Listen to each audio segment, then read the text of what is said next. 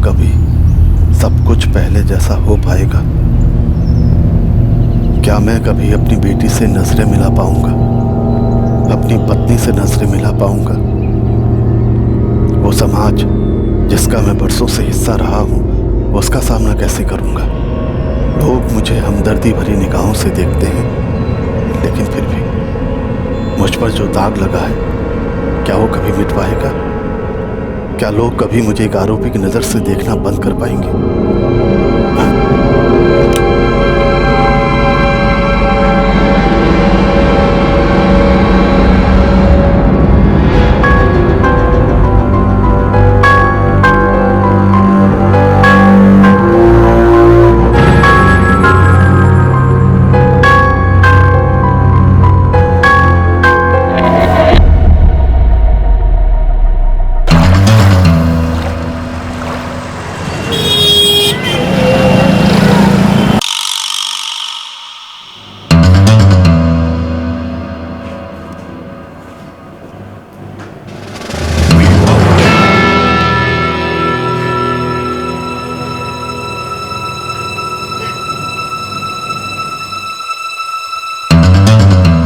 देखिए, घबराइए मत। बताइए क्या हुआ?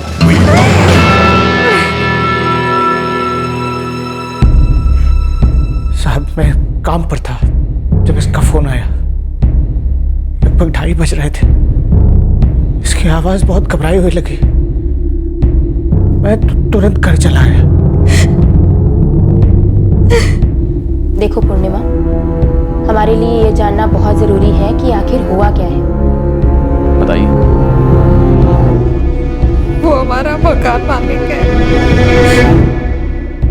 इस महीने का किराया देने में हमसे थोड़ी देर हो गई थी। साहब, इस महीने कमाई कुछ ठीक से हुई नहीं।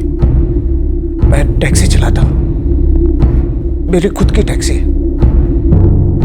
मैंने इस महीने का किराया पूर्णिमा के हाथ में दिया था और उससे कहा था कि हमारे मकान मालिक दिनेश गौड़ की पत्नी के हाथ में दे दे। दिनेश गौड़ दोपहर को आपके घर आए? जी साहब, दोपहर के करीब 1:45 बजे होंगे।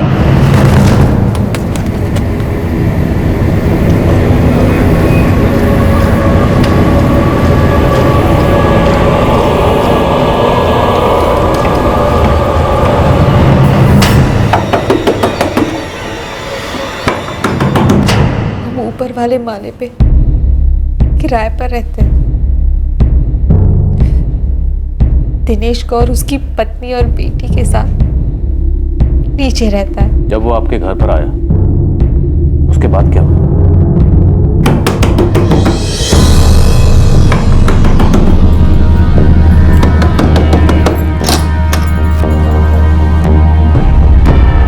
नमस्ते दिनेश जी। ये सब क्या है पूर्णिमा? आधा किराया? दिनेश जी, हम थोड़ी मुश्किल में हैं अभी, लेकिन जल्दी आपका पूरा किराया भर देंगे। मुझे ये सब बहाने नहीं सुनने हैं। राजेश कहाँ? वो काम पे गया है। मुझे अभी का अभी मेरा किराया चाहिए, नहीं तो मैं अभी तुम दोनों को इस घर से बाहर निकाल दूंगा। दिनेश जी, प्लीज शांत हो जाइए। आप बाहर खड़े होकर तमाशा मत कीजिए, आप अंदर आ जाइए प्लीज।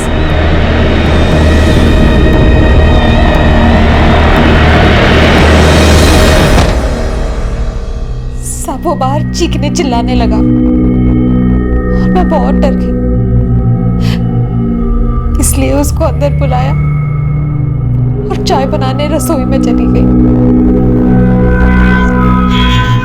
वो बाहर के कमरे में बैठे थे और मैं अंदर चाय बना रही थी। और फिर अचानक मुझे लगा जैसे कि मेरे पीछे कोई था।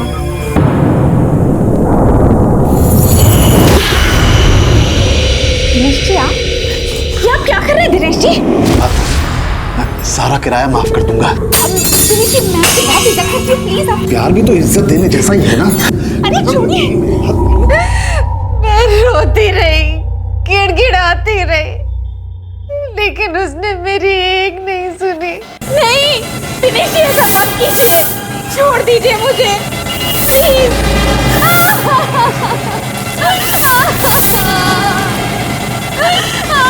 नहीं दिनेश जी, नहीं।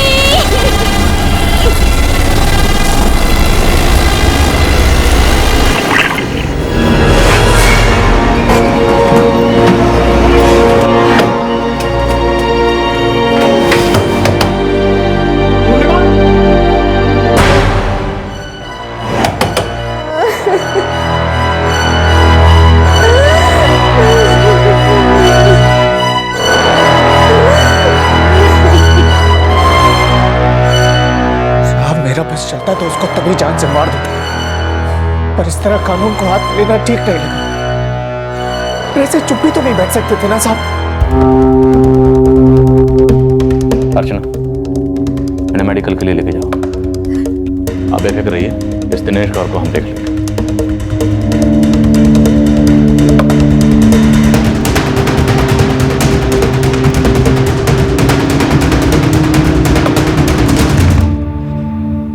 दिल्ली गैंगरेप केस के कुछ ही दिनों बाद यह केस रिपोर्ट हुआ था। औरतों के खिलाफ हो रहे अत्याचार और प्रशासन की ऐसे केसेस के प्रति उदासीनता और निष्क्रियता पर पूरे देश में गुस्सा उमड़ रहा था।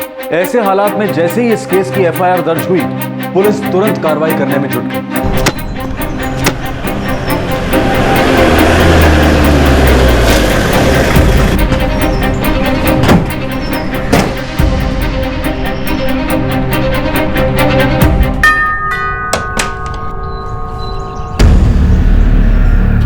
जी, दिनेश कौर, वो तो घर पे नहीं है, लेकिन बात क्या है?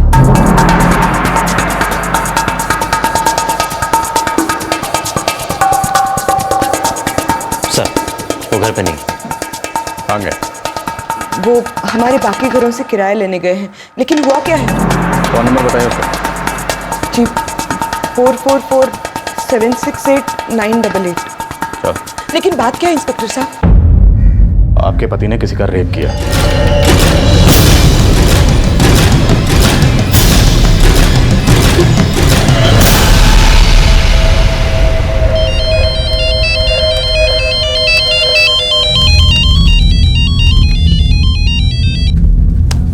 हाँ माँ। क्या माही, तुम क्या कह रही हो? राधिका, अभी पुलिस आई थी घर पे, तुम्हारे पापा को ढूंढ रही है। माँ तुम परेशान मत हो, उन्हें जरूर कोई गलतफहमी हुई होगी। मैं अभी पापा से बात करती हूँ।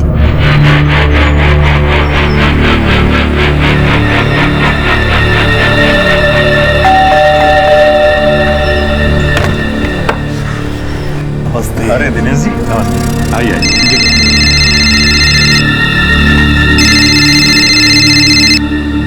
हाँ बेटा। ममता, पापा, पुलिस आपको ढूंढ रही है।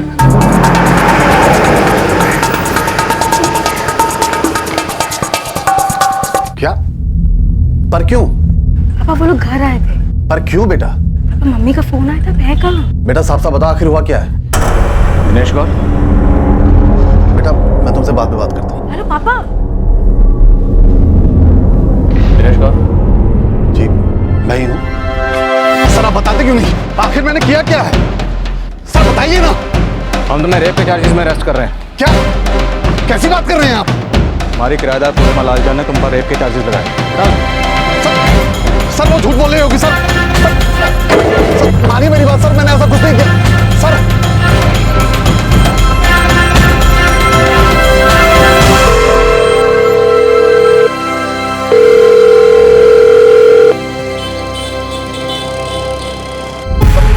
सर आपको जरूर कोई गलतफहमी हुई है सर। सर मैंने ऐसा कुछ नहीं किया है, मैं एक इज्जतदार आदमी हूँ। मैंने आज तक एक भी आधार आरोपी नहीं देखा जो पकड़े जाने के फौरन बाद अपना जुर्म कबूल कर दे। सब थाने पहुंच के सच बोलो। एक बार थाने चलो तो देखते हैं। सर मेरा विश्वास कीजिए, मैंने ऐसा कुछ नहीं किया है। दोपहर 1:45 पूर्णिमा और राजेश लालचंद के घर गए थे। हाँ गया था। उस वक्त वो घर पर अकेली थी। सर वो अकेली थी, लेकिन सर मैं घर पर अकेली देखकर तुमने उसका फायदा उठाना चाहा। सर मैंने ऐसा कुछ नहीं किया है सर।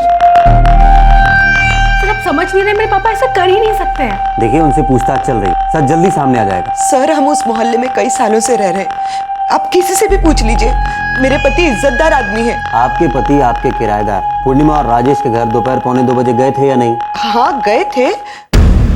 सर मैं उनके किराया न देने की वजह से बहुत परेशान था। इस बार भी पूर्णिमा ने मेरी पत्नी सीमा को सिर्फ आधे महीने का किराया दिया, इसीलिए मैं उससे बात करने गया था। मैं जब खाना बना रही थी तब पूर्णिमा मेरे घर आई।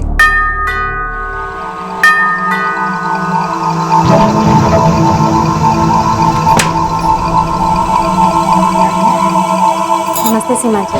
नमस्ते, कहो। सीमा जी किराया देना था। आओ अंदर।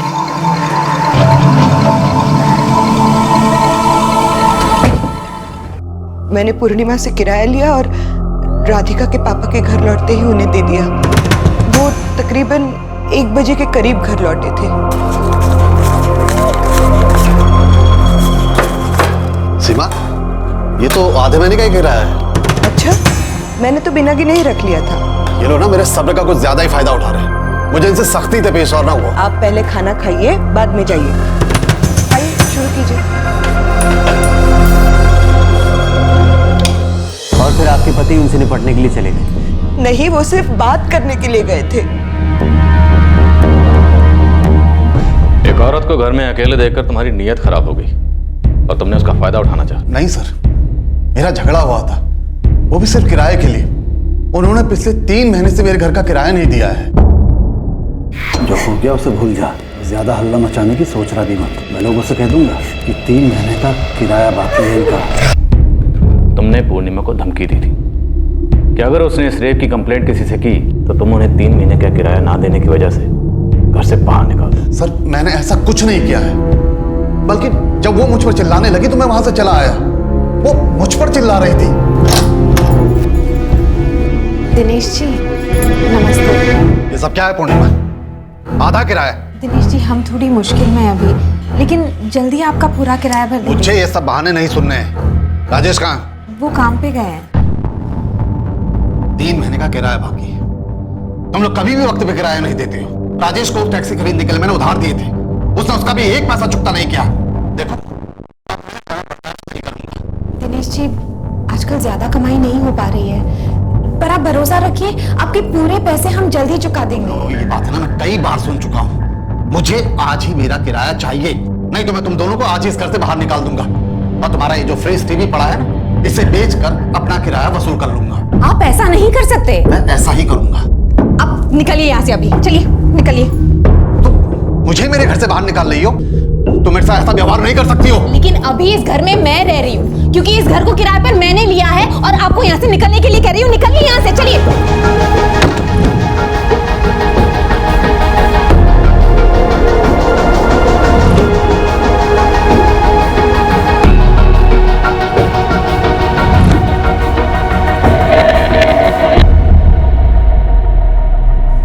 उसने मुझे घर से बाहर निकाल दिया और ये सब बर्दाश्त करना मेरे लिए बहुत मुश्किल हो रहा था, लेकिन फिर भी मैंने कुछ नहीं कहा और मैं दूसरे घर का किराया वसूल करने के लिए वहां से निकल पड़ा।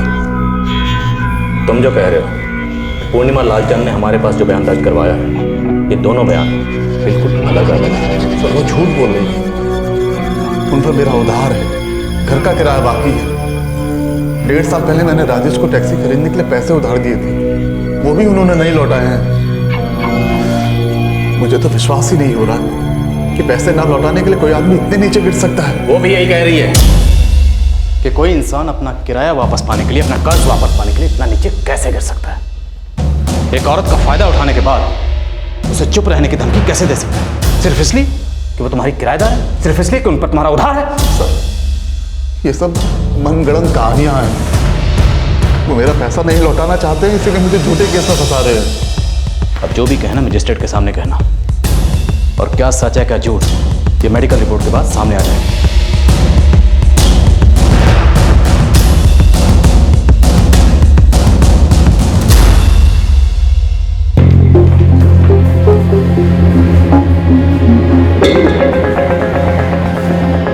लेट जाइए।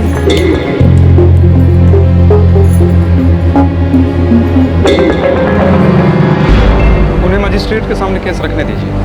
मैं बेल के लिए अभी अप्लाई कर देता हूँ। अब तक मेडिकल रिपोर्ट आई नहीं है।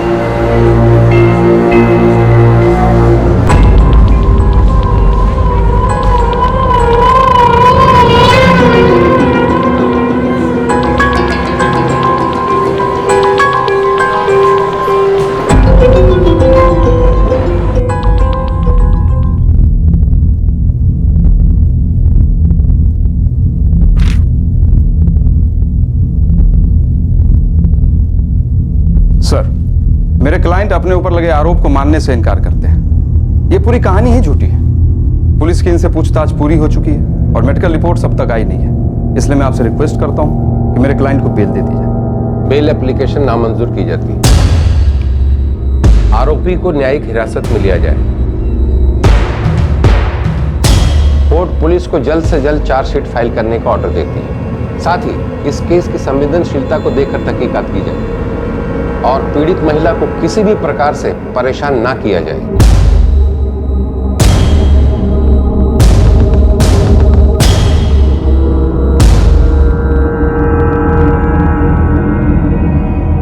सीमा, मेरा विश्वास करो, मुझे फंसाया गया। मैंने कुछ नहीं किया। ये सारे आरोप झूठे हैं।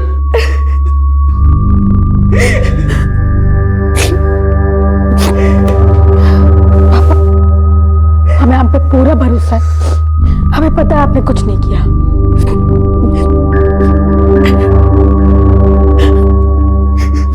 एक औरत ने एक आदमी पर बलात्कार का आरोप लगाया और वो आदमी उस आरोप से इनकार कर रहा था। कौन सच बोल रहा था और कौन झूठ? ऐसे केसेस को लेकर पूरे देश में जो जनाक्रोश उमड़ रहा था, उसे देखते हुए कोई भी अधिकारी आरोपी को बेनिफिट ऑफ डाउट देने की भी हिम्मत नहीं कर पा रहा था। मेडिकल रिपोर्ट्स अब तक नहीं आई थी और उन रिपोर्ट से ही सच्चाई का पता चल सकता था। सेक्सुअल एक्टिविटी हुई है, इसके साइंस हैं।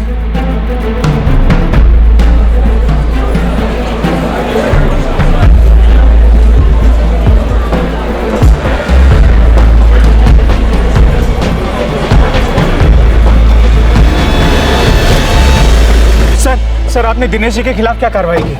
राजेश, हम तहकीकात कर रहे हैं, चार्जशीट फाइल करेंगे, उसके बाद कोर्ट तय करेगा क्या कार्रवाई करनी है। सर, आपने पुलिस रिमांड के लिए जोर क्यों नहीं डाला? आप रिमांड में लेके आरोपी को कन्फेशन ले सकते थे। हमने आरोपी से पूछताछ की है, उसका बयान दर्ज कर लिया है। सर, आप मामले को गंभीरता से नहीं ले रहे हैं। आज पूरा देश रेप विक्टिम्स के प्रति पुलिस की असंवेदनशीलता से नाराज है। पुलिस के काम करने के तरीके पे सवाल उठ रहे हैं। देखिए, पूरा काम प्रोसीजर के हिसाब से होगा। कानूनन जो सही है वही होगा। सर, मेडिकल रिपोर्ट्स क्या कहती हैं? मेडिकल रिपोर्ट पर अभी हम जांच कर रहे हैं, अभी उसके बारे में आपको कुछ नहीं बता सकते। हम सब जानते हैं, मेडिकल रिपोर्ट्स आ चुकी हैं, आप उसे छुपा रहे हैं। देखिए, इसमें छुपाने वाली कोई बात नहीं। कंप्लेंट सच्ची है, लेकिन जब तक जांच पूरी नहीं हो जाती हम किसी नतीजे पर नहीं पहुंच सकते। Thank you very much. Sir, एक और सवाल बताइए।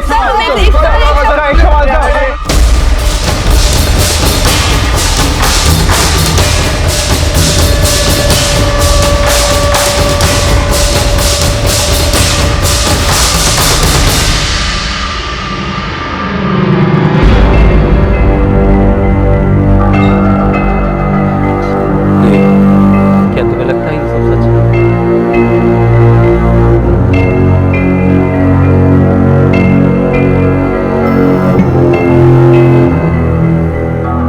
दिनेश जी ऐसा करेंगे ऐसा सोचा नहीं था।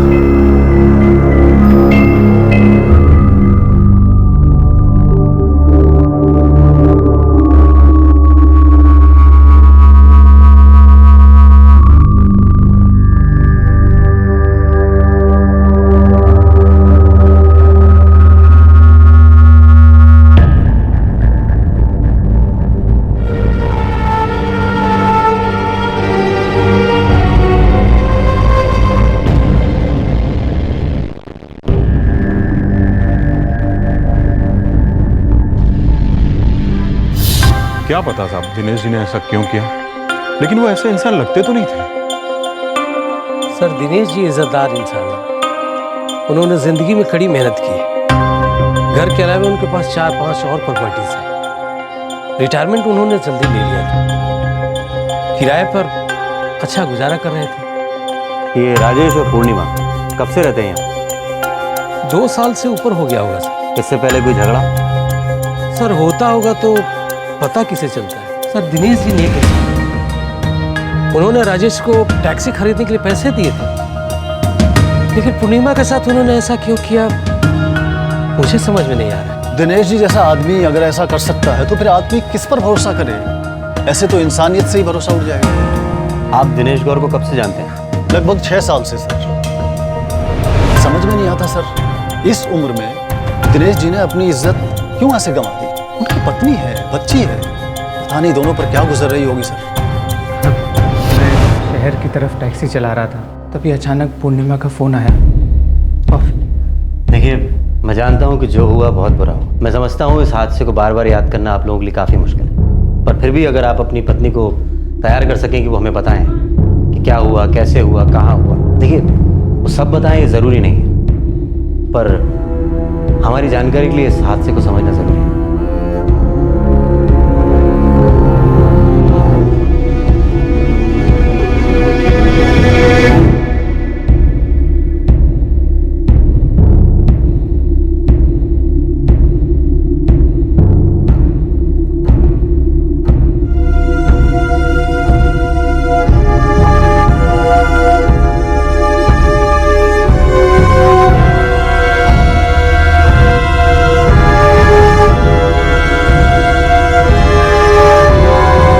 वेट करना होगा। पुलिस को इन्वेस्टिगेशन पूरी कर लेने दीजिए और चार्जशीट फाइल करने दीजिए, तभी कुछ कर सकते हैं। लेकिन वकील साहब, उन्हें जेल में गए हुए 2 महीने हो गए हैं। मैं समझता हूँ सीमा जी, पर अब उनकी बेल मंजूर नहीं हुई है तो क्या किया जा सकता है? राधिका, आप समझ सकती हैं कि मामला कितना सेंसिटिव है।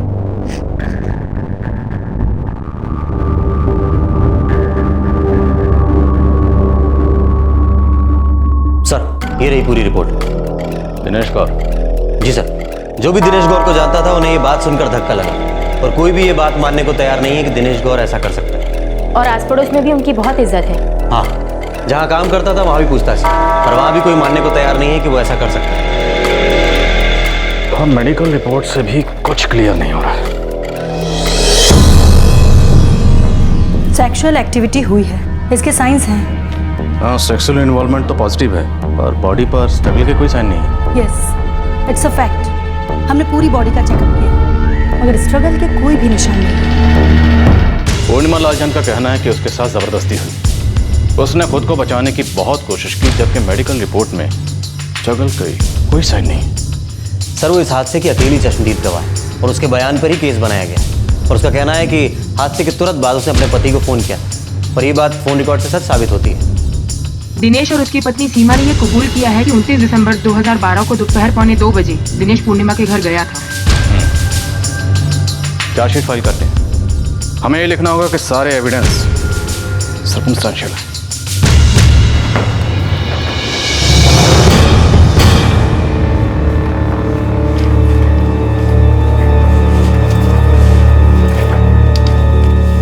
सर, चार्जशीट सिर्फ सर्कमस्टेंशियल एविडेंस के आधार पर बनाई गई है, और मेरे क्लाइंट ने जो बयान पहले दिया था उसमें अब तक कोई चेंज नहीं किया है। इन्होंने अपने ऊपर लगे आरोप से भी इनकार किया है और 2 महीने जेल में गुजार चुके हैं। इसलिए मैं कोर्ट से रिक्वेस्ट करता हूं इन्हें बेल ग्रांट की जाए। दिनेश गौर की बेल एप्लीकेशन एक्सेप्ट की जाती है। केस की सुनवाई 26 मार्च को होगी।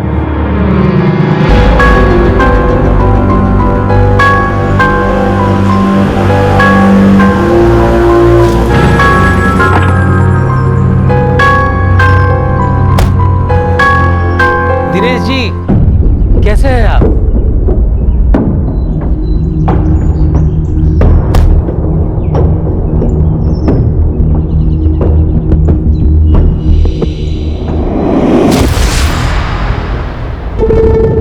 बहुत डर लग रहा है राजेश। वो जमानत पे रिहा हो चुका है और सीमा जी भी तक एक बार भी आकर नहीं मिली। अब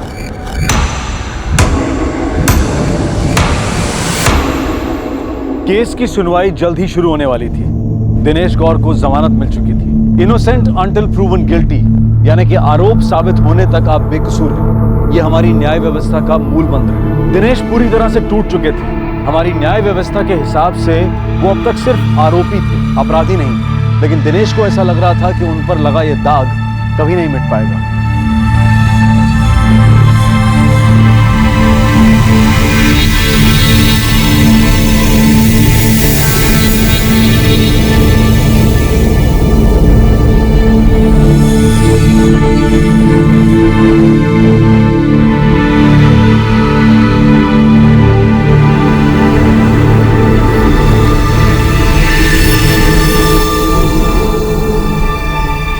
पापा, आप क्यों खुद को गिल्टी मान रहे हैं?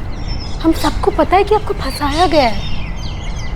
आपको पता है पापा, हमारे लॉयर ने भी यही कहा है कि जो भी एविडेंसेस हैं वो सब के सब सर्कमस्टेंशियल हैं और चार्जशीट भी इसी के बेसिस पे बनी है। डोंट वरी पापा, वो केस लड़ लेंगे। बेटा, सच में मैंने कुछ नहीं किया है। पापा प्लीज, पापा मुझे पता है, मैं जानती हूँ आपने कुछ नहीं किया, आप ऐसा कर ही नहीं सकते। पापा प्लीज, आप भरोसा रखिए, आपको न्याय जरूर मिलेगा पापा।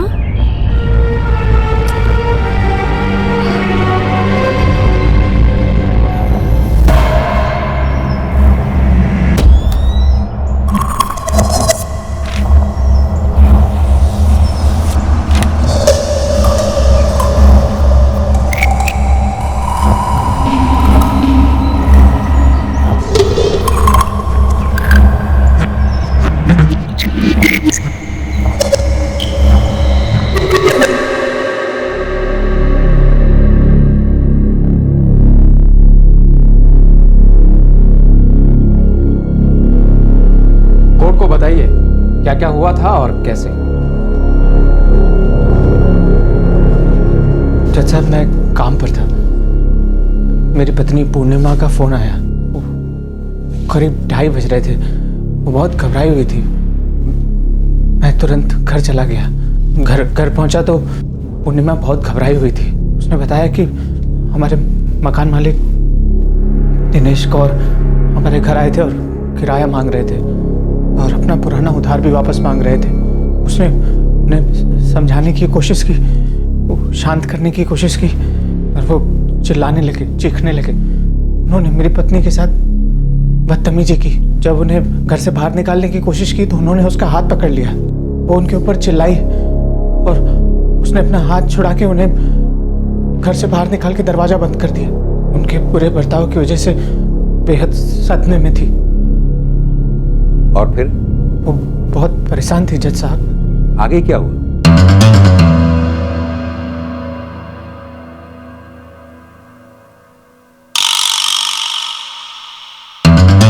आपकी पत्नी ने दिनेश गौर पर रेप के चार्जेस लगाए। पूर्णिमा लालचंद को विटनेस बॉक्स में बुलाइए।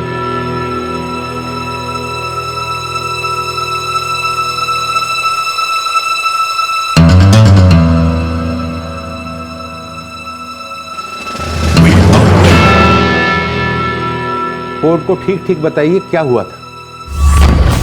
बस इतना ही, आगे आपको कुछ नहीं कहना है। मैं बहुत परेशान थी साहब। मैं तो सिर्फ हरेसमेंट का केस करना चाहती थी। ये रेप वाली बात कहां से आई मुझे नहीं पता। कंप्लेंट में क्लियरली रेप का आरोप है।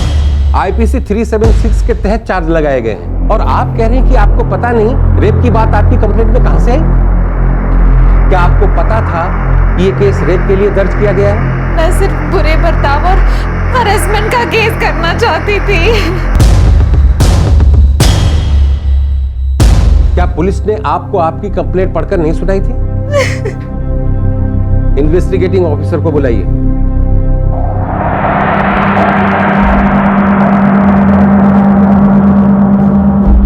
एफआईआर पूर्णिमा लालचंद और राजेश लालचंद के बयान के आधार पर दर्ज की गई थी और सारी इन्वेस्टिगेशन भी उसी के बेस पर हुई थी। पूर्णिमा लालचंद ने अपना बयान कांस्टेबल अर्चना की मौजूदगी में दर्ज किया था। एफआईआर के साथ पूर्णिमा का बयान भी है जिसमें उन्होंने दिनेश गौड़ के खिलाफ रेप का आरोप लगाया है। पुलिस इंस्पेक्टर अरुण सिंह और सब इंस्पेक्टर सुरेश प्रताप की मौजूदगी में ये कंप्लेंट दर्ज कराई गई थी। कंप्लेंट पर पूर्णिमा और उनके पति राजेश दोनों के सिग्नेचर्स भी हैं। चार्जशीट के साथ ही वो पेपर्स लगे हैं। आपको अंदाजा भी आपने कितना गंभीर आरोप लगाया है? कोर्ट को लगता है कि यह केस एक सीधे साधे आदमी से बदला लेने के लिए, उसे मजबूर करने के लिए, उसे बदनाम करने के लिए और उससे कुछ हासिल करने के लिए फाइल किया गया है। इस केस की नई सिरे से जांच शुरू की जाए और जल्द से जल्द चार्जशीट फाइल की जाए। और अगर इन्वेस्टिगेशन के दौरान यह पाया जाता है कि यह केस किसी गलत इंटेंशन से फाइल किया गया था तो कंप्लेनेंट के खिलाफ काउंटर केस फाइल किया जाए।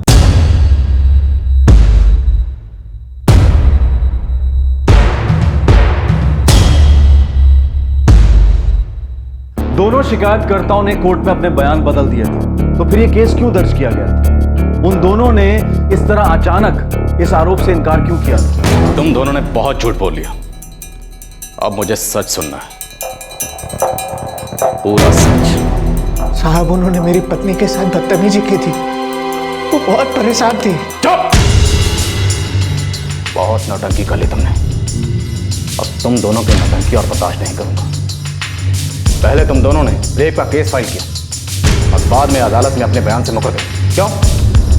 हमें तो मेडिकल रिपोर्ट से शक हुआ था कि तुम दोनों झूठ बोल रहे हो। इस हादसे की अकेली विटनेस तुम्हारी पत्नी थी।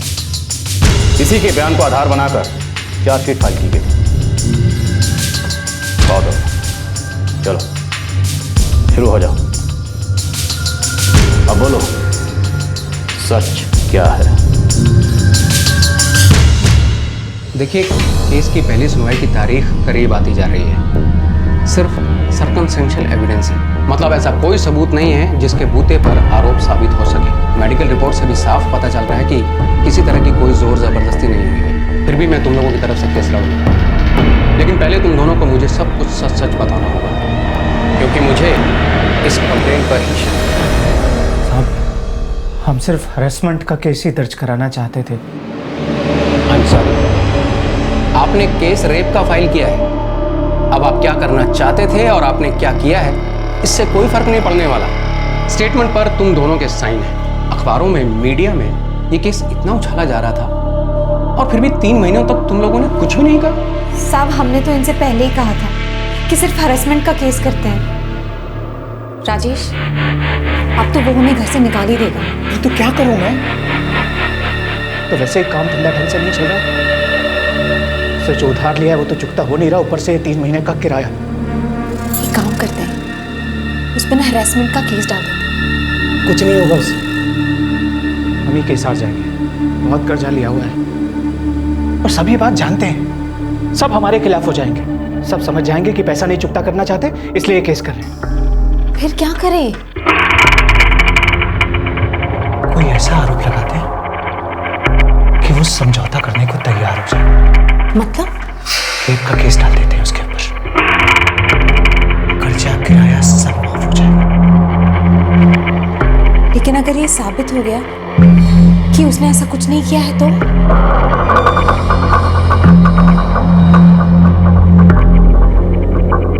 सिर्फ कर्ज और किराए से छुटकारा पाने के लिए तुम लोगों ने एक नेक और शरीफ इंसान पर बलात्कार का आरोप लगाया।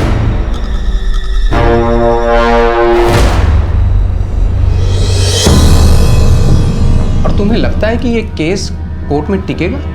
साहब, हमें लगा ही नहीं था कि बात इस हद तक आगे बढ़ेगी। हमने सोचा था हम केस करेंगे, दिनेश जी हमारे पास आएंगे और केस वापस लेने को कहेंगे, हम उनसे समझौता कर लेंगे।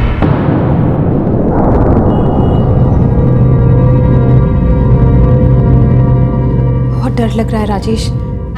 वो जमानत पे रिहा हो चुका है और सीमा जी भी अब तक एक बार भी आकर नहीं मिली। अब कोर्ट की तारीख भी पास आ रही है। हम फंस जाएंगे राजेश। वो लोग तो हमसे बात करने आए ही नहीं। मैंने तो बहुत कोशिश की, उनके घर के सामने से बहुत बार गुजरी ताकि सीमा जी एक बार देख ले और केस वापस करने की विनती करें, पर ऐसा कुछ नहीं हुआ। मेरे ख्याल से तुम दोनों ने बहुत बड़ा गुनाह किया है। जब पहली बार मैंने चार्जशीट देखी थी तभी समझ गया था कि यह केस कोर्ट में खड़ा भी नहीं हो पाएगा। अब क्या करें? पहली ही सुनवाई में सच बोल दो। तुम दोनों के बयान रिकॉर्ड किए जाएंगे, इतना याद रखो, सच बोलो। दोनों के बयान दर्ज करो और साइन करवाओ।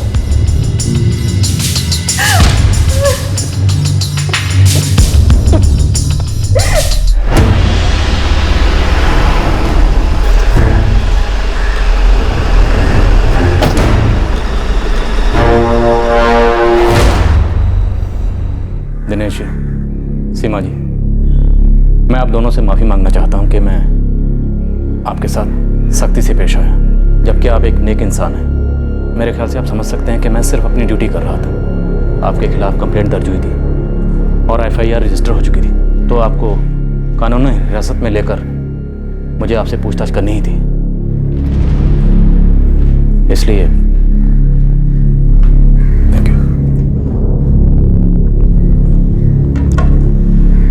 अब जो हुआ उसे बदल तो नहीं सकते, लेकिन जो भी हुआ उसके लिए आई एम रियली सॉरी। लेकिन हमने पूर्णिमा और राजेश के खिलाफ केस दर्ज किया और जल्दी ही चार्जशीट भी फाइल करेंगे और आपके खिलाफ जो एफआईआर दर्ज हुई है उसे खारिज करने की अर्जी देंगे।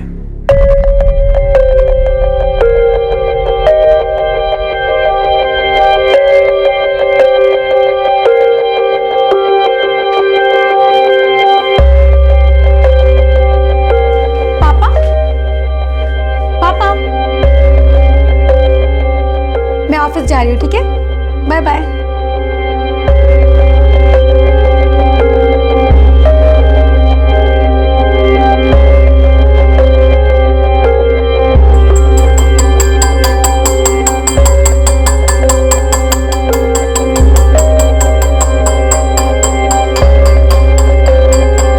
कहाँ जा रहे हैं आप? चौक वाले घर पर लौटते हुए किराया भी ले आऊंगा। खाना खाने तक वापस आ जाएंगे ना? आ जाऊंगा। अच्छा।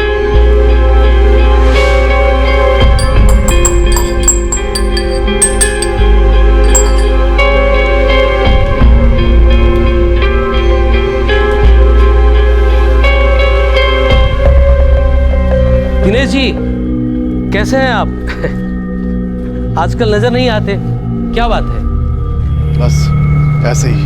मुझे पहले से पता था कि आप ऐसा कर ही नहीं सकते। राजेश और पूर्णिमा आपको फंसा रहे हैं। दिनेश जी, एक दिन देखिएगा, उनको कड़ी से कड़ी सजा होगी।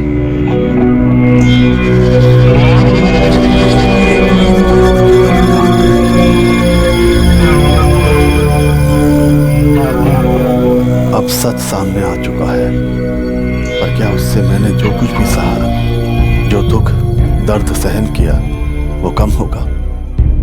वो लोगों की शक की नजरें, मेरे पीठ पीछे इशारों इशारों में होती बातें, वो सब अब कम हो चुका है। पर जब मुझ पर आरोप लगा था, तब क्या कभी किसी ने मुझ पर भरोसा किया था?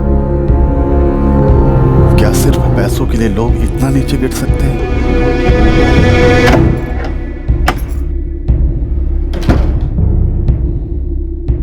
केस का फैसला जो भी हो, क्या मेरी खोई हुई इज्जत कभी लौट पाएगी?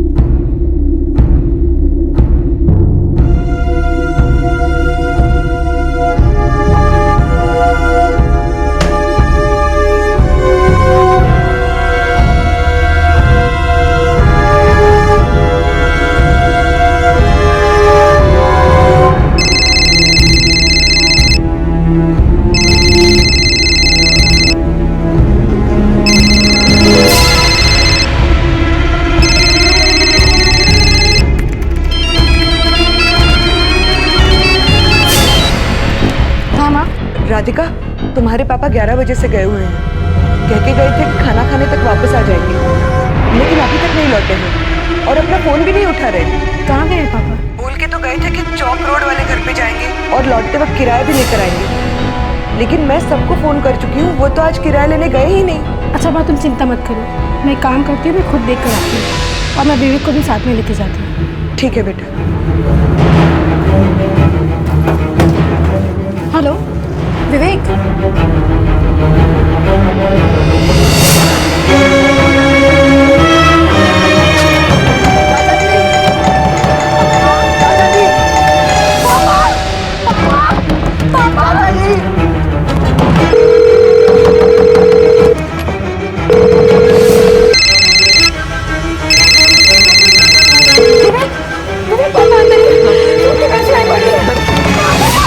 दरवाजा तोड़ दे क्या?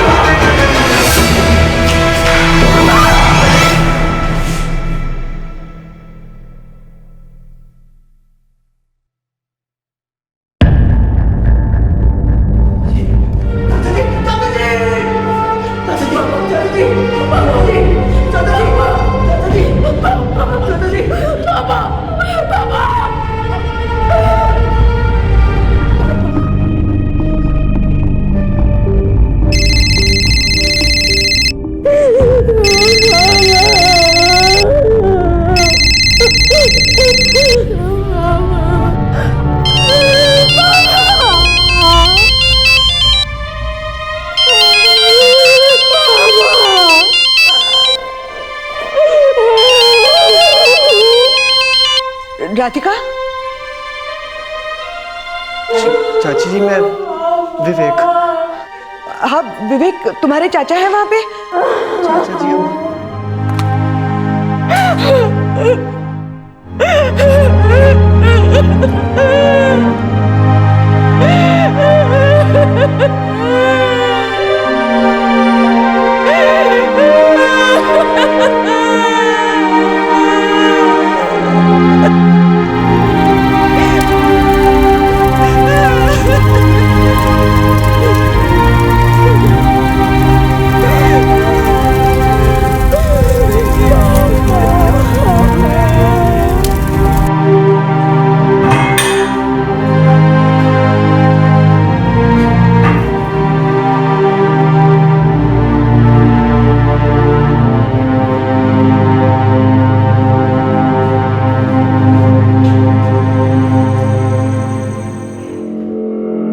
राजेश और पूर्णिमा को आईपीसी की धारा 306 यानी कि आत्महत्या के लिए उकसाने के तहत और धारा 112 यानी कि जुर्म के लिए उकसाने के तहत आरोपी करार दिया गया है। इन धाराओं की वजह से ये दोनों अपराध करने के साथ साथ अपराध के लिए उकसाने की सजा भी भुगतने के हकदार होंगे। पूर्णिमा को झूठा रेप केस दर्ज कराने के जुर्म में आईपीसी की धारा 211 यानी कि किसी को हानि पहुंचाने के उद्देश्य से झूठा आरोप लगाना और आईपीसी की धारा 182 यानी कि गलत जानकारी देकर किसी पब्लिक सर्वेंट को अपना कानूनी अधिकार किसी और को नुकसान पहुंचाने के लिए मजबूर करने के तहत भी गिरफ्तार किया गया है। सितंबर 2013 में गलत केस दर्ज कराने के जुर्म में पूर्णिमा को 4 साल की सजा सुनाई गई और 11,000 रुपए का फाइन लगाया गया। फिलहाल पूर्णिमा महिला जेल में अपनी सजा काट रही है। आत्महत्या के लिए उकसाने का केस अभी अंडर ट्रायल है। राजेश फिलहाल बेल पर बाहर है।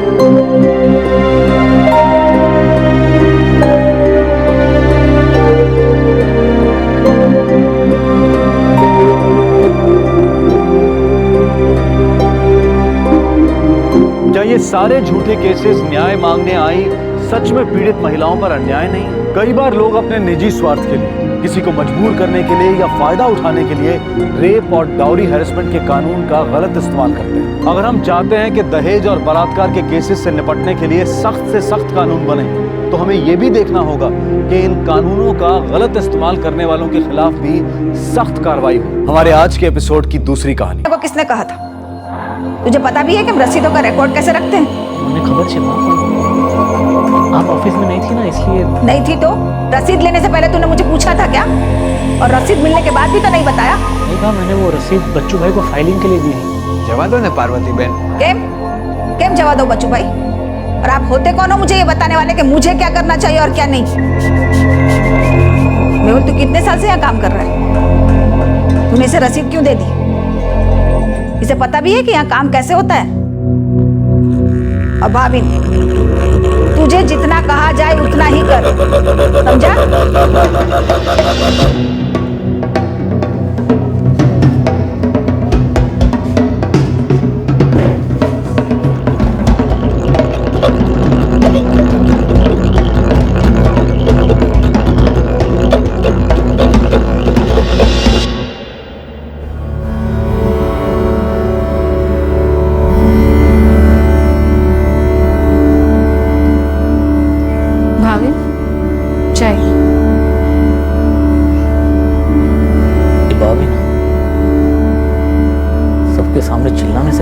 सोचती नहीं है कि मुझे कैसा लगेगा।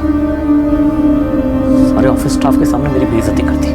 यही बात जब मैं आपको बोलती हूँ कि आपकी बात मुझे किसी के भी सामने कहीं पर भी कुछ भी बोल देती है, बेइज्जत कर देती है, तो आप मुझे डांट देते हैं और उनकी इज्जत करने को कहते हैं। सुरभि प्लीज, अब तुम अपनी बकवास शुरू मत करो। तुम्हारी बात कुछ और है, लेकिन मैं तो उनका अपना बेटा हूं ना, उनका अपना खून हूं। वो मेरे साथ ऐसा सलूक नहीं कर सकता। तुम जाओ ऐसे।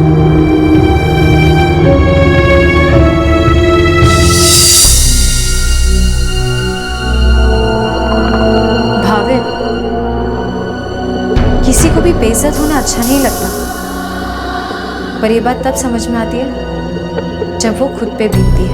प्लीज, अब तुम ताने मारना बंद करो। मैं ताने नहीं मार रही हूँ, पर ये सच्चाई है कि आपकी बा एक बहुत ही घमंडी औरत है। उनको किसी की भी इज्जत करना नहीं आता। पर ये बात जब मैं आपके पास लेकर आती हूँ तो मुंह फेर लेते हैं। सुरभि, तुम मेरी बीवी हो, इसलिए मैं बाप की इज्जत करनी पड़ती। हाँ, उनकी रोज की बेइज्जती, उनकी सबके सामने बेमतलब की डांट फटकार, सब कुछ चुपचाप सहती रहो, है ना? तुम जाओ ऐसे।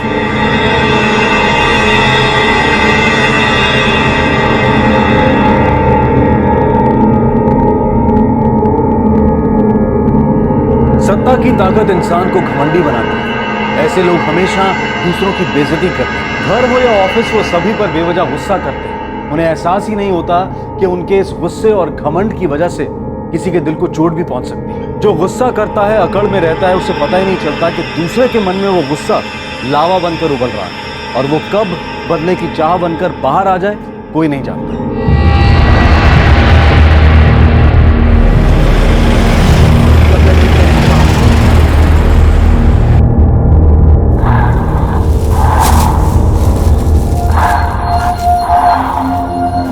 पार्वती बहन, नवो स्टॉक आवे છે। क्या जिग्नेश भाई, आप हमेशा वही पुराना स्टॉक ऊपर नीचे करके दिखा देते हैं। आपको लगता है मुझे बेवकूफ बना सकते हैं? अरे ऐसी बात नहीं है पार्वती बहन, ये साड़ी तो कल ही आई है, ये देखिए। हाँ बा, ये बिल्कुल नहीं है। पिछली बार जब हम आए थे तभी नहीं थी। ये देखिए ना बा, कितनी अच्छी है। मैं तेरे पूछूं, अच्छे बुरे की समझ तो है नहीं, चुप नहीं रह सकती क्या? देखो जिग्नेश भाई, कुछ नया दिखाने को है तो दिखाइए, नहीं तो हम लोग चलते हैं। पार्वती बहन आप भी ना। चल सुरभि, टाइम वेस्ट करने का कोई मतलब नहीं।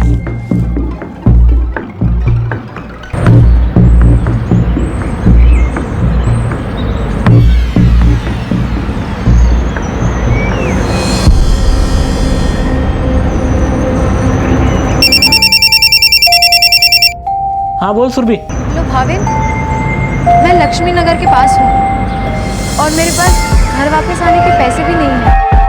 लेकिन बा कहाँ है? तुम तो बा के साथ गई थी ना? बा कहीं चली गई है। कहा था 15 मिनट में आएगी, लेकिन अब 1.5 घंटा हो गया है और वो अब तक नहीं आई। और उनका फोन भी मेरे पास ही है। तो तुम एक काम करो, तुम वही रहो, मैं अभी आता हूँ। ठीक है। ये बा भी ना।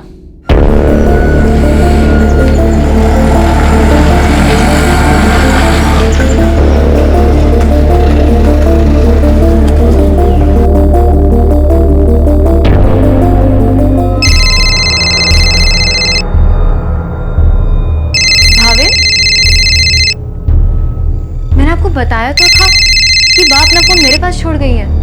यही है उनका फोन। ये क्या हो रहा है, मेरी कुछ समझ में नहीं आ रहा। मैं और बा साड़ी की दुकान पर थे। हमेशा की तरह बा ने वहां से कुछ भी नहीं खरीदा। फिर वहां से चलकर हम लक्ष्मी नगर तक आए। फिर वहां पर मुझे वेट करने को कहकर खुद कहीं चली गई।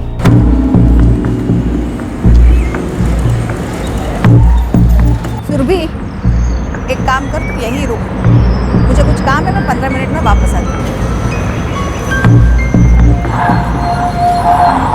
और हाँ, ये मोबाइल रख, और अगर किसी का फोन आए तो उठाना मत।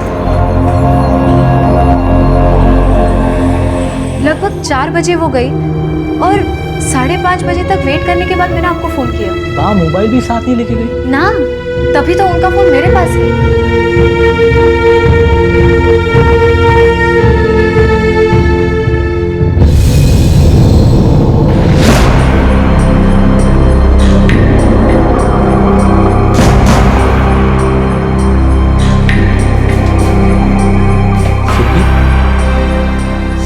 बजने वाले हैं, बा आज तो नहीं आई।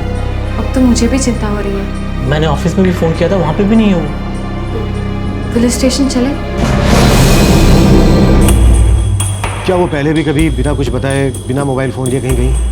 नहीं सर, कभी नहीं। एक भी रुपया दिए बिना वो आपको इस हाल में छोड़कर चली गई, बस अपना मोबाइल फोन देके? हाँ। क्या आप हमें शुरू से जो भी कुछ हुआ वो बता सकते हैं? दोपहर के कुछ 1:45 बजे थे। बा ऑफिस से लौट आई थी। उन्हें शॉपिंग के लिए जाना था, इसलिए करीबन 2:30 बजे हम निकल गए थे। हाँ सर, करीब 1:20 पे खाना खाने के लिए ऑफिस से निकली थी, तब मैं ऑफिस में ही था। हम दोनों साड़ी की दुकान पे गए और हमेशा की तरह उन्होंने वहां से कुछ भी नहीं खरीदा। और फिर एक काम कर, तू यहीं रुक, ये मोबाइल रख। उसके बाद मैंने भाविन को फोन किया। उन्होंने आपसे कुछ भी नहीं बताया कि वो कहाँ जा रहे हैं? ना। ऑफिस में किसी को बताया था कि शाम को उन्हें कुछ काम है या फिर किसी से मिलना है? नहीं सर, मैंने ऑफिस में फोन करके भी पूछा था, लेकिन किसी को कुछ नहीं पता। आप लोगों का अंगड़िया का बिजनेस है ना? जी सर, परसों पुराना है। और सारा बिजनेस आपकी बाई संभालती है? जी हाँ सर, बाबूजी के गुजर जाने के बाद साल 2003 के बाद से भाई संभालती है। सर, उनके फोन से आखिरी कॉल दोपहर 12:30 बजे किया गया था। पता करो फोन किसको किया गया। Yes sir.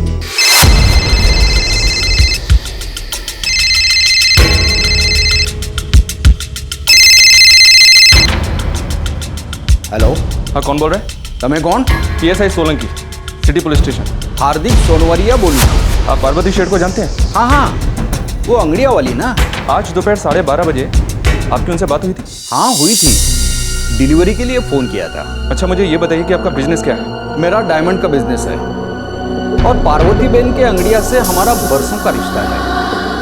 पर बात क्या है सर? बात यह है कि पार्वती बहन शाम से घर नहीं लौटी है। आपको कुछ आइडिया है कि वो कहाँ गई होंगी? नहीं साहब, पर कोई गड़बड़ है क्या? अब तो ऐसे ही लग रहा है क्योंकि वो अभी तक घर नहीं लौटी। नहीं साहब, मुझे कुछ मालूम नहीं है। ठीक है,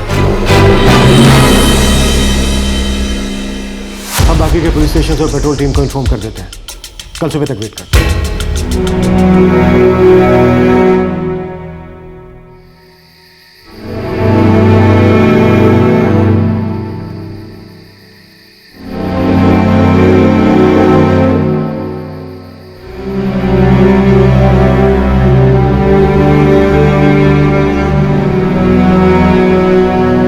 अजीब ढंग से पार्वती शेठ गायब हो गई थी। ऐसा लग रहा था कि वो अपनी मर्जी से कहीं गई हैं, लेकिन अगले दिन तक भी वो वापस नहीं लौटी। क्या सच में जो हुआ था वो कुछ और था लेकिन नजर नहीं आ रहा था? सर, पार्वती बहन के बेटे का फोन आया था, वो अभी तक घर नहीं लौटी है। अजीब बात, 58 बरस की औरत जो बरसों से अपना कारोबार संभाल रही थी, वो अपना मोबाइल फोन दिए बिना किसी कुछ कहे भी ऐसी ही कहीं चली गई। सर, उनका परिवार काफी सालों से अंगड़िया का ही बिजनेस करता है। कहीं उनके बिजनेस से रिलेटेड तो नहीं? कोई गलत डील या फिर ऐसा ही कुछ? नहीं साहब, अगर पार्वती बहन ने ऐसी कोई डील की भी होगी तो हमने खबर न थी। वो कोई ऐसी डील करती भी है तो हम लोग को नहीं बोलती है, वो सब अकेले ही संभालती है। वो कल 1:20 पर ऑफिस से निकली थी। हाँ साहब, खाना खाने के लिए। वो ऐसी भी कोई डील कर सकती हैं क्या जो रिस्की हो, खतरनाक हो? साचू कहूँ तो पार्वती बहन जो कुछ भी करती है ना, अकेले ही करती है सर। उन्हें किसी पे भरोसा है ही नहीं, और इस मामले में वो बहुत सख्त मिजाज की है। वो अपने बेटे तक को कुछ नहीं बताती है, वो किसी और को क्या बताएगी? सर, वो जो चाहती है वैसा ही करवाती है। इस मामले में वो बहुत जिद्दी है, और वो जो फैसला कर लेती है वो अंतिम फैसला होता है सर। पार्वती शेठ को गायब हुए 18 घंटे से भी ऊपर हो चुके हैं। सर, कहीं ऐसा तो नहीं कि दाल में कुछ काला है? हो सकता है कि उन्होंने खुद ही अपने आप को इस तरह से गायब करने का प्लान बनाया।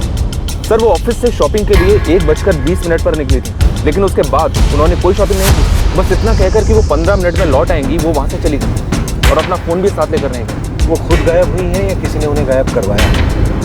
कोई दुश्मनी?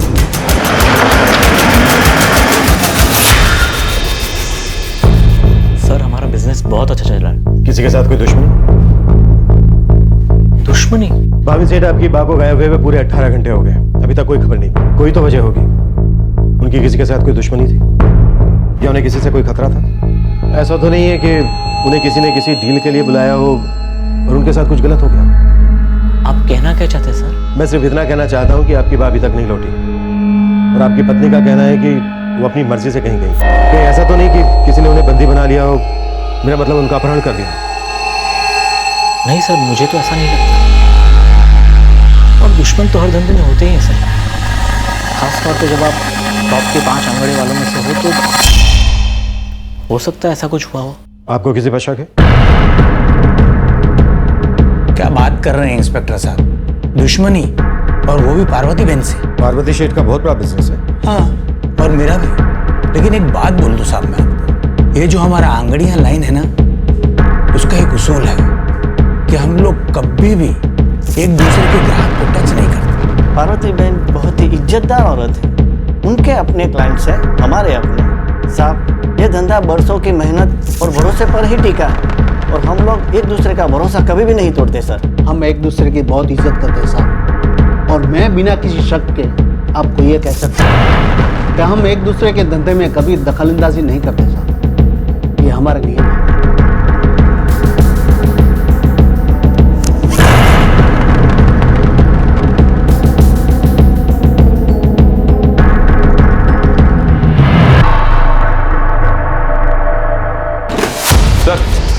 सभी रिकॉर्ड्स को अच्छी तरह से देख लिया है और चेक भी कर लिया है। चेक की कहीं कोई गुंजाइश नहीं है, सारे रिकॉर्ड्स प्रॉपर है। फिर और क्या वजह हो सकती है? एक दिन बीत गया है, अभी तक उनकी कोई खबर नहीं। कोई मुर्दा घर, कोई पुलिस स्टेशन, कहीं से कोई खबर नहीं मिली सर। कहीं इनके परिवार का मामला तो नहीं? तो इनका अपना ही?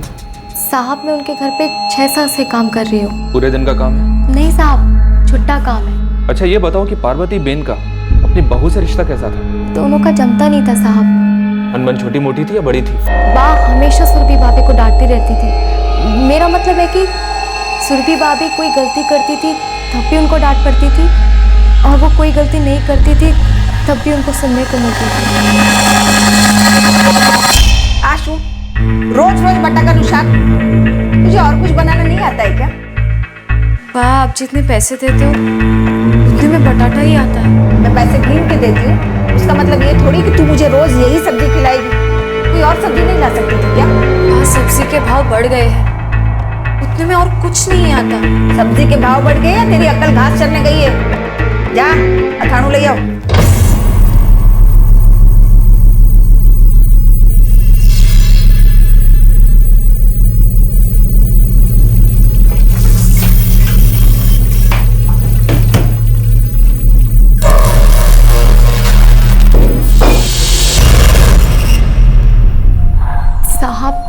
सुरभि भाभी बात से बहुत परेशान थी। उन्हें जब भी वक्त मिलता था वो अपने मायके चली जाती थी। सुरभि के माँ बाप यहीं रहते? हाँ साहब, यही पिपलौर में।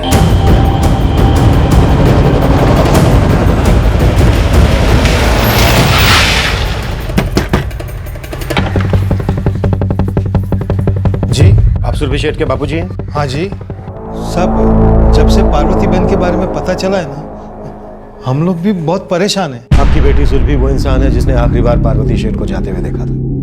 अब तक हम उसी के बयान पर भरोसा करके आगे बढ़ रहे हैं। साहब वो भी बहुत ही परेशान है। आपकी बेटी और उसकी सास के बीच अनबन रहती है? हाँ साहब, क्या है ना, पार्वती बहन एक बहुत ही गर्म मिजाज की औरत है। मेरी बेटी भी उससे परेशान रहती है।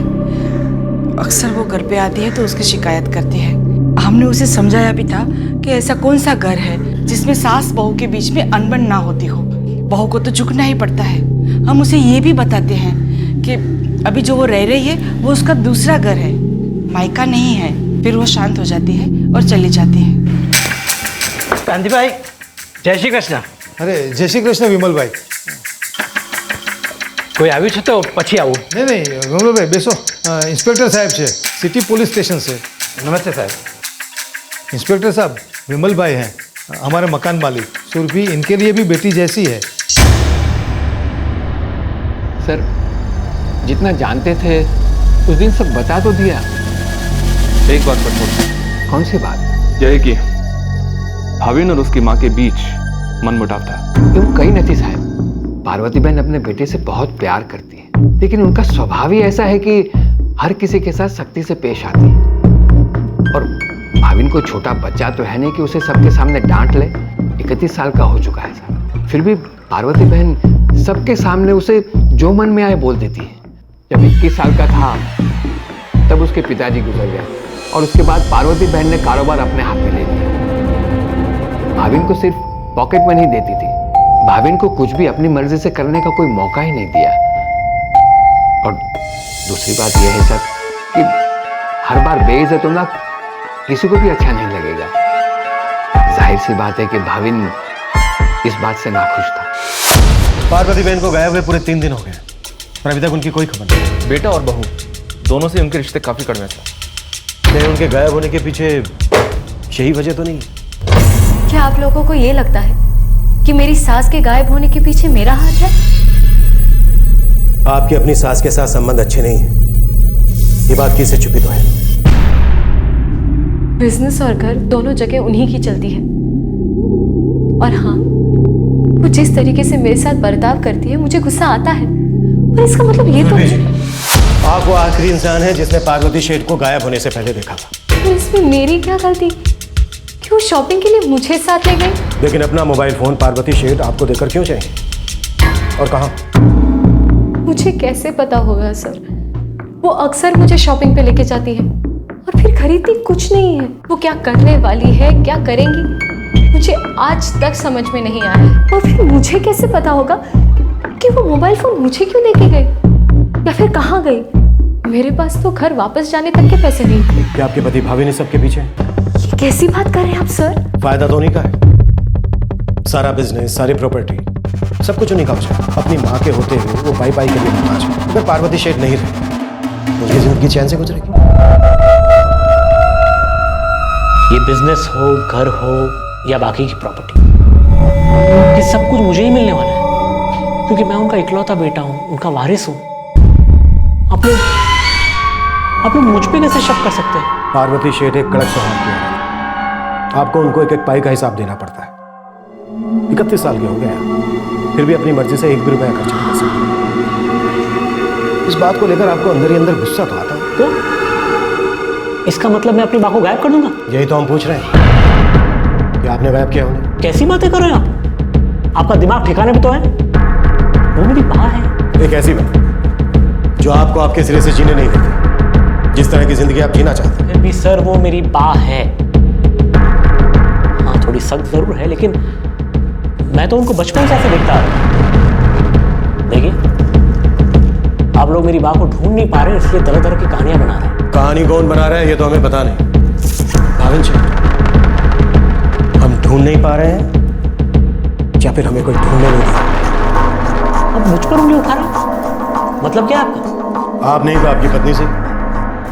क्या वो है सबके पीछे? क्या? देखो भाभी, हमको कम से कम पुलिस को आपकी पत्नी की कहानी पर यकीन नहीं हो रहा। पार्वती शेठ जाते जाते अपना मोबाइल फोन उसे दे गई। ये बात हमारा मन नहीं मान। सुबह झूठ नहीं मिलेगी। मैं जानता हूं कि वो बा से थोड़ी बहुत नाराज थी, लेकिन सिर्फ वही क्यों? बा के बर्ताव को कई बार हम भी समझ नहीं पाते। फायदा तो उसे भी होने वाला है। पार्वती शेठ के होते हुए वो चैन की जिंदगी नहीं जी सकती, और वैसे भी उन दोनों में कभी पहले पटी नहीं। सर सास और बहू के बीच किस घर में झगड़े नहीं होते? इसमें कौन सी नई बात है? इनका रिश्ता ही कुछ ऐसा है। हर सुपारी लेने वाले हर हिस्ट्री शीटर पर नजर रखी, पर पार्वती बहन की सुपारी किसी ने नहीं दी साहब। कोई बाहर वाला हो सकता है? लगता तो नहीं है साहब। भाविन और सुरभि के फोन रिकॉर्ड से भी कुछ भी हासिल नहीं हुआ सर। उनके गायब होने से पहले क्या बाद के कॉल्स में शक करने वाली कोई बात नजर नहीं आई। आज 5वां दिन है, पार्वती शेठ की अब तक कोई खबर नहीं। ऐसे कैसे गया? सर ऐसा हो सकता है कि वो खुद ही कहीं चली गई, किसी बात का उनको डर, कोई ऐसी बात जिसे सिर्फ वो जानती है, कोई ऐसी बात जिसे वो सबसे छुपा रही है, या फिर ऐसी निकल पड़ी है।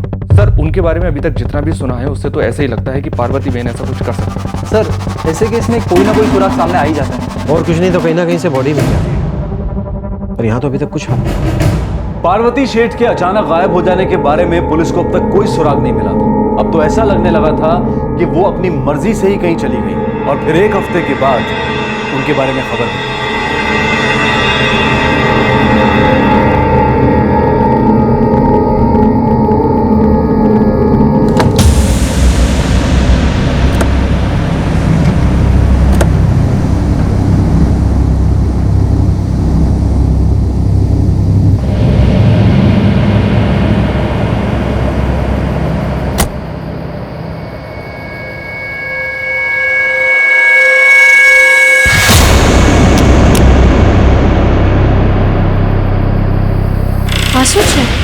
भारी पड़ती मधु। अगर तुमको सही में पार्वती बहन की फिक्र है तो कल दाबोली हाईवे पर आ जाओ और इंतजार करो। किससे भेजा ये? सामने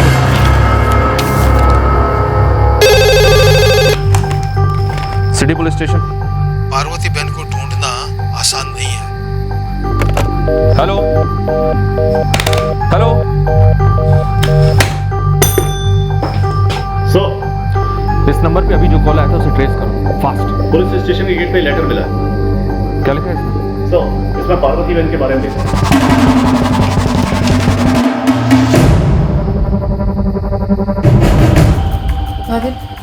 भाविन पुलिस को खबर करते, अकेले नहीं जा सकते।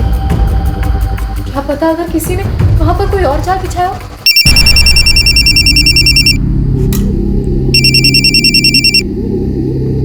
हेलो, तुम्हें पार्वती बहन को सच में बचाना है?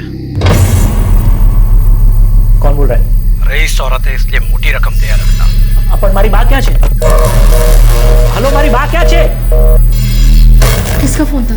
सुरभि लगता है बा को किसी ने किडनैप कर लिया।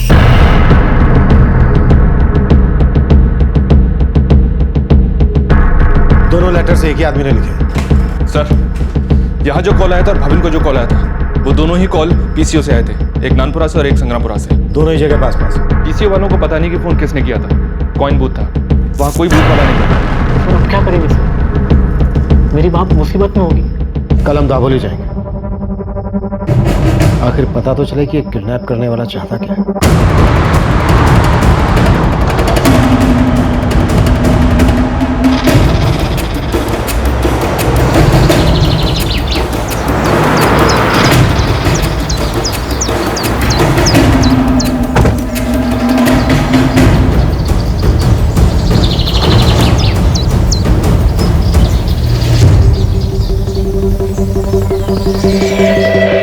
सर, मुझे वो कॉल पे झांसा लग रही है।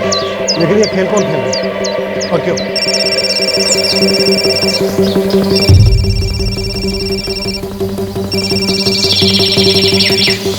मेरा फोन बज रहा है। Hello hello. पहुंच गया था बोली। अब गांव में जाओ, वहां नाले के पास एक बोरी मिलेगी, उसे देख लो। Hello hello. क्या बोला उसने? उसने कहा कि ये कोई आदमी था? हाँ। क्या कहा उसने?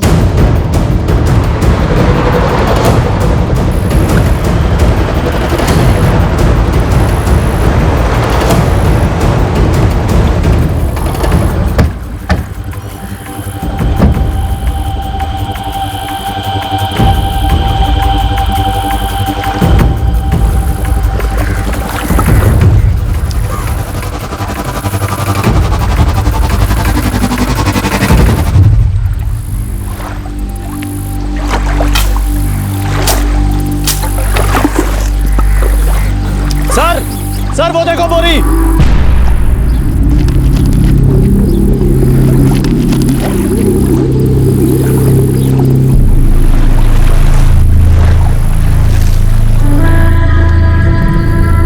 खोलो इसे।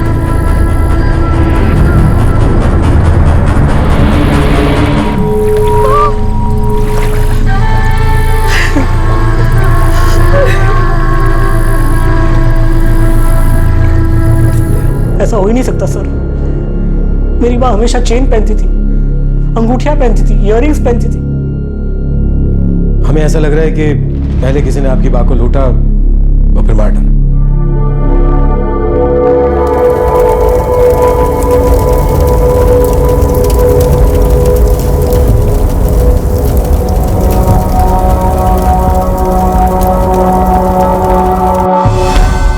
मुझे पक्का शक है कि यह कोई आपसी बात है। सर, भाविन के पास जो कॉल आया था वो एक पीसीओ से था, रेलवे स्टेशन के पास से। फिर डेड बॉडी तक पहुंचने के लिए वो लेटर्स, वो फोन कॉल्स, ये सब हमें गुमराह करने के लिए किया गया था। जी किसी की बहुत सोची समझी थी। अजीब है सर कि पहले भाविन को रैंसम के लिए कॉल आया था। अगर एक किडनैपिंग करना ही प्लान था तो कोई हफ्ते भर तक चुप क्यों बैठेगा? हफ्ते भर बाद ही क्यों फिरौती की रकम मांगे? नहीं जिग्नेश, ये कोई किडनैपिंग का केस नहीं, बल्कि उनका मकसद ही पार्वती शेख को मार डालना। तो फिर ये कौन कर सकता है? भाविन और सुरभि के खिलाफ तो हमारे पास एक भी सबूत नहीं है। नारायण नारायण हरि हरि नारायण हरि हरि श्रीमन्नारायण नारायण हरि हरि श्रीमन्नारायण नारायण हरि हरि। हमारे पास उनके खिलाफ कोई सबूत नहीं है, पर पार्वती शेठ के मरने का सीधा सीधा फायदा उन दोनों को होने वाला था। सुरभि को उसकी सास से छुटकारा मिल जाता और जीने की आजादी थी, और भाविन को अपनी स्ट्रिक्ट मां से हमेशा के लिए छुटकारा मिल जाता और उसकी सारी प्रॉपर्टी और बिजनेस दोनों उसके हाथ में। पर सर, हमारे पास कोई सॉलिड सबूत नहीं है। ऐसा लग रहा था कि केस अब कभी सुलझ ही नहीं पाएगा। पुलिस हर तरह से इस केस के छोटे से छोटे सुराग को हासिल करने में लगी हुई थी, जिससे कि इस जुर्म का कोई सबूत हाथ लग जाए, लेकिन अब तक कुछ हाथ नहीं आया।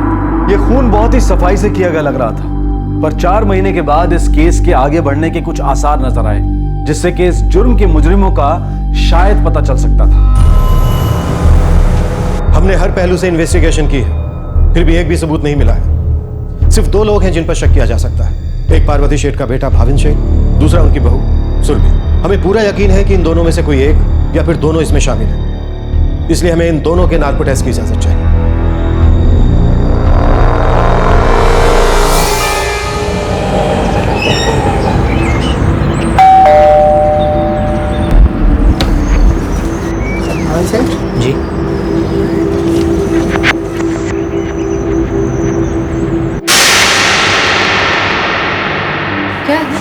एक कोर्ट से आया।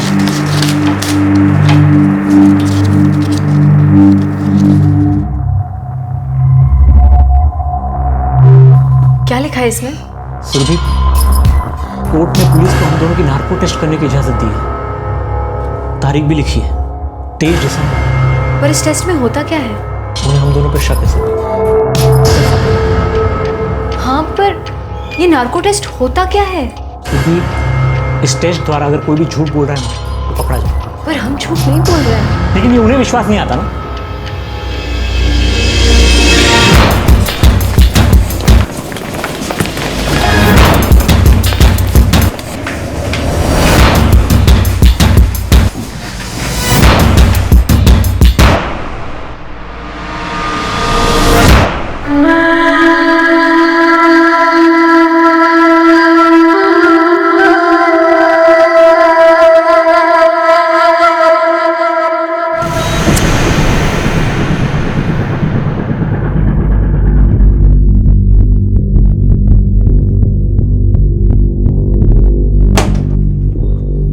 चाय लाना।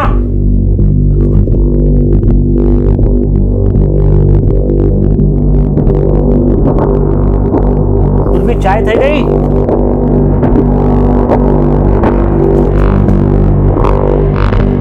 सुरभि, चाय थी गई के? सुरभि, सर, सुरभि शेठ ने सुसाइड करने की कोशिश की है। क्या? जी हाँ सर, उसकी हालत काफी गंभीर है, वो हॉस्पिटल में है। नार्को टेस्ट से सिर्फ 2 दिन पहले। मूव।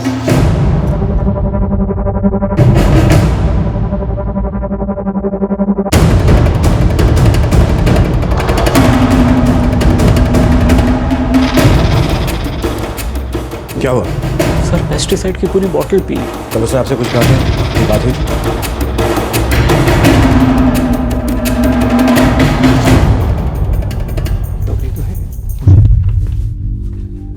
बॉडी से पॉइजन निकाल दिया है, पर कंडीशन अभी भी क्रिटिकल है। वो अपना स्टेटमेंट दे सकती है? अगले 48 घंटे बीतने के पहले कुछ नहीं कहा जा सकता, तब तक हमें वेट करना ही होगा।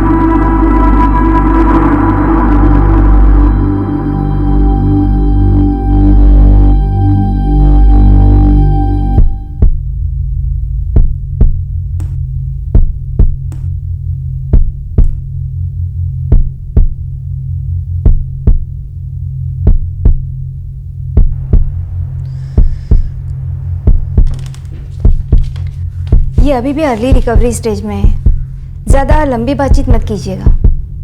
ठीक है डॉक्टर।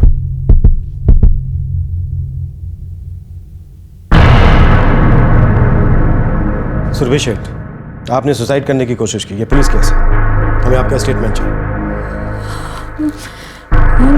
हम बेकसूर हैं, फिर भी आप लोग मुझ पर और मेरे पति पर शक कर रहे कि हम झूठ बोल रहे हैं। हमने ऐसा तो नहीं कहा कि आप झूठ बोल रहे हैं। आप लोग सता रहे हैं हम दोनों को। जाहिर सी बात है सर, आप लोगों को खूनी मिल नहीं रहा है, इसलिए आप लोग ये साबित करने में जुटे हुए कि या तो हम दोनों या तो हम में से कोई एक बा के खून के लिए जिम्मेदार है। अभी तक हम ऐसे किसी नतीजे पर नहीं पहुंचे। आप लोग हम पर नार्को टेस्ट कराने की जबरदस्ती कर रहे हैं। क्यों? आपको डर लग रहा है? नार्को टेस्ट सिर्फ सच जानने के लिए। तो आपको हमारी बात सच नहीं लग रही? देखिए, हमारा काम है सच की तह तक पहुंचना। मैं जीना नहीं चाहती, मैं मर जाना चाहती हूँ, मैं मर जाना चाहती हूँ। ये लोग जीने नहीं देंगे हमें, ये लोग हमें जीने नहीं देंगे। पहले माँ ने जीना मुश्किल कर दिया था और अब ये लोग मुझ पर शक कर रहे कि माँ को मैंने मार डाला। मैं जीना नहीं चाहती, मुझे नहीं जीना। मैंने कहा था ना आपसे कि इनकी हालत अभी भी नाजुक है, प्लीज लीजिए। मुझे लगता है सुरभि जानती है कि कौन है इस सबके पीछे, या फिर वो खुद इसमें शामिल है। क्या पति पत्नी दोनों ने मिलकर किया? लेकिन सर, हमारे पास अभी तक कोई सबूत नहीं। लालू बोल। हाँ साहब, मालूम नहीं मेरे को जो पता चला है वो आपके कितने काम का हो, पर हो सकता है आपके काम का हो। सीधे सीधे बात बोल। साहब, जब से कोर्ट से नार्को टेस्ट का लेटर आया ना, पति पत्नी दोनों बेहद परेशान है और घबराए हुए हैं। इसमें नया क्या? सुरभि के माँ बाप उसको देखने पहले दिन आए, जैसे ही उसको शाम को थोड़ा सा होश आया ना साहब, उसके बाद से वो लोग अस्पताल नहीं गए। आगे बोल। उसके घर पर भी कोई नहीं है, वे सामान लेकर भाग गए। कहाँ? वो नहीं मालूम साहब, मेरी नजर थी उन पर हर वक्त, अभी पता चला कि घर छोड़ के चले गए। उनका मकान मालिक विमल पारेख, वो हमेशा साथ में रहता है। नमस्ते साहब। ये तो और भी अजीब बात है साहब, विमल पारेख भी सामान के साथ जा चुका है। सर, सुरभि के बापूजी कांति गोहिल और बाप पुष्पा गोहिल दोनों कल शाम को अपना सामान लेकर कहीं चले गए। उन दोनों के फोन में बंद है। ये खबर में उनके पड़ोसियों से मिली है। और मकान मालिक? वो भी अपना घर छोड़कर कहीं चला गया है और उसका भी फोन बंद है। लेकिन इस बारे में अभी तक हमने भाविन से कोई इंक्वायरी नहीं की है। और करना भी मत, हमें उन्हें अलर्ट नहीं करना है। ये बात बहुत अजीब है कि बेटी क्रिटिकल कंडीशन में है और ये लोग कहीं चले गए, साथ में मकान मालिक भी गए। नमस्ते सर। कहीं ये वही कड़ी तो नहीं जिसे हम नहीं देख पाए थे? नहीं साहब, ये नहीं पता कहाँ के रहने वाले, और हाँ ये पता है कि कांति भाई का एम्ब्रॉयडरी का बिजनेस था। उनके मकान मालिक भी यहाँ नहीं है। ये बात तो हमारी समझ में भी नहीं आई। दोनों परिवारों का खूब करीबी रिश्ता था। विमल भाई को कोई बेटा बेटी नहीं था, सुरभि को अपनी बेटी मानते थे। समझ में नहीं आ रहा साहब, विमल भाई अचानक कहाँ चले? हमेशा तो बोलकर जाते हैं। उनका नंबर भी बंद है। साहब, दोनों नंबर पे ट्राई किया? दूसरा नंबर है उनके पास? हाँ साहब, 2 नंबर है। आपके पास होंगे? हाँ, मैं अभी लाती हूँ। प्लीज। गुड न्यूज सर, दूसरे नंबर को ट्रैक किया है, वो ऑन है। कहाँ है वो लोग? इसी शहर में सर, होटल में रुके हैं।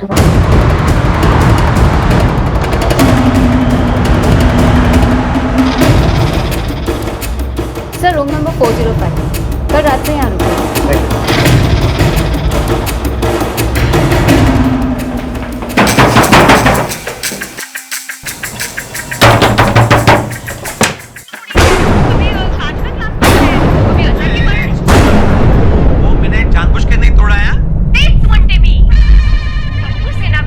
वो शादी निकले आप?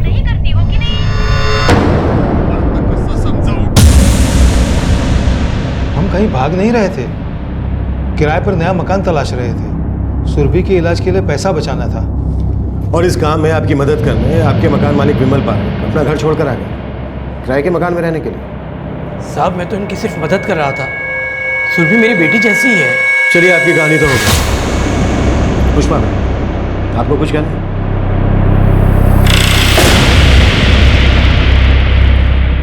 साहब, पार्वती बहन मेरी बेटी को बहुत ताने कसती थी, बहुत परेशान करती थी उसको। हर बार वो रोती रोती घर पे आती थी, वो देखकर हम परेशान हो जाते थे। सब्जी के भाव बढ़ गए या तेरी अकल घास चरने गई है? जा। अच्छे बुरे की समझ तो है नहीं। मुझे रसीद लेने को किसने कहा था?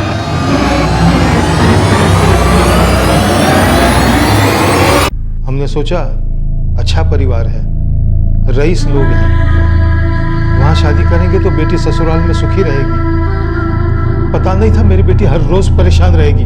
साहब, पार्वती बहन के पास क्या कमी थी, फिर भी अपने बहू और बेटे को तंग करने में न जाने उन्हें क्या खुशी मिलती थी। मतलब आपको सब पता था कि पार्वती शेठ कहीं गायब नहीं हुई, बल्कि उनका खून हुआ। वो कह रही थी कि कल दोपहर शॉपिंग पे जाना है। कहाँ? उन्हें साड़ी खरीदनी है, जो कि वो खरीदेंगी नहीं।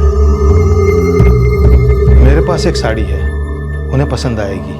मैंने अपने हाथों से बनाई है, बहुत महंगी है। कौन सी दुकान पे जाएगी वो?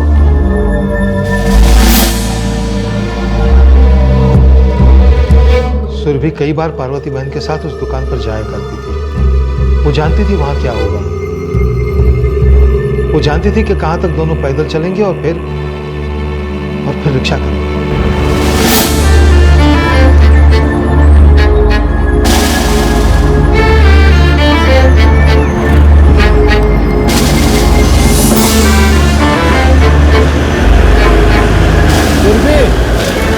पार्वती बहन, जय श्री कृष्ण। पार्वती बहन, श्री कृष्ण बाबूजी। केम छो? कहाँ से आ रहे हैं आप? साड़ी खरीदने गई थी, पर एक भी साड़ी पसंद नहीं है। तू संजोग है, मेरे पास भी 4-6 साड़ियाँ हैं, बहुत बढ़िया डिज़ाइन है। बहुत दिनों बाद मेरे जूनियर सेट के लिए मैंने खुद ने एम्ब्रॉयडरी की। आपको पसंद आएगी, घर चल करके देख लो एक बार, पसंद आए तो रख लेना। अभी? अरे पार्वती बहन, यहाँ से घर कितनी दूर है, एक बार देख तो लीजिए। और उसमें से भी 2 साड़ियाँ तो मैंने खास आपके लिए रखी है, हमारी तरफ से भेंट के तौर पर। अच्छा चलो देख लो। आराम से। बापूजी, आप बा को लेके घर जाइए। पीछे की सीट पर 3 लोग आराम से नहीं बैठ पाएंगे, तो चल के आ जाओगे। सुरभि, तू भी आ जा, घर कितनी दूर है यहाँ से? नहीं बा, आप आराम से बैठिए, मैं आ जाऊंगी।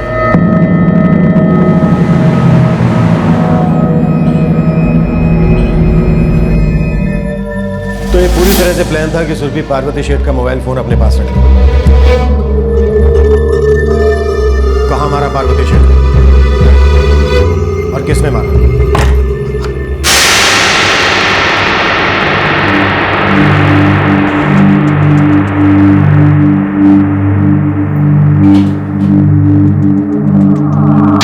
पार्वती बहन, आप मेरी बेटी को तंग करना बंद करेंगी या नहीं? ये कैसी बात कर रहे हैं आप समधी जी? आप कब तक सुरभि को ऐसे ही सताएंगी? अच्छा, तो साड़ी एक बहाना था मुझे यहाँ तक लाने का। શું नहीं तुम्हारे पास है? धन दौलत है, इतना बड़ा कारोबार है, घर है, पर आप है ना, आपका दिमाग खराब है, खराब। सबको परेशान करने में मजा आती है आपको। जबान संभाल के बात करो। औकात सोचा तुम्हारी? एहसान मानो मेरा कि आपकी बेटी को अपनाया, कमी क्या है? आराम से तो रह रही है। आराम से नहीं रह रही हमारी बेटी पार्वती बहन, आप दिन रात उसे तंग करती रहती हैं। आपको शायद पता नहीं, आपका बेटा भी इन हरकतों से तंग आ चुका है। कहीं पर भी किसी के भी सामने आप उन दोनों की बेइज्जती कर देते हो। और एक नौकरानी के सामने मेरी बेटी की बेइज्जती करने की हिम्मत कैसे हुई तुम्हारी? और दिन रात उसको ताने कसते रहती हो। बहुत सुन ली तुम लोगों की बकवास, मैं जा रही हूँ। चाहिए तो अपनी बेटी को भी लाके रखो इसी घर में। देखो, मुझे छूने की गलती मत करना, बहुत महंगा पड़ेगा। तुम्हें पता नहीं है मेरी पहुंच कहाँ तक है। आज के बाद न तुम रहोगी ना तुम्हारी पहुंच। हमारे जाने के बाद सब चैन से जिएंगे।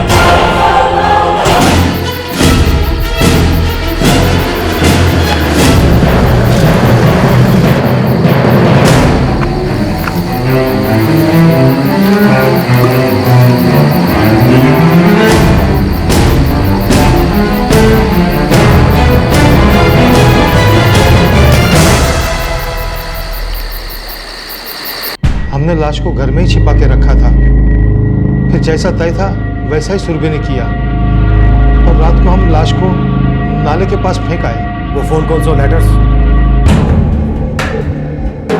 पार्वती बहन को ढूंढना आसान नहीं है। तुम्हें पार्वती बहन को सच में बचाना है तो रुपया तैयार रखना। रईस औरत है, इसलिए मोटी रकम तैयार रखना।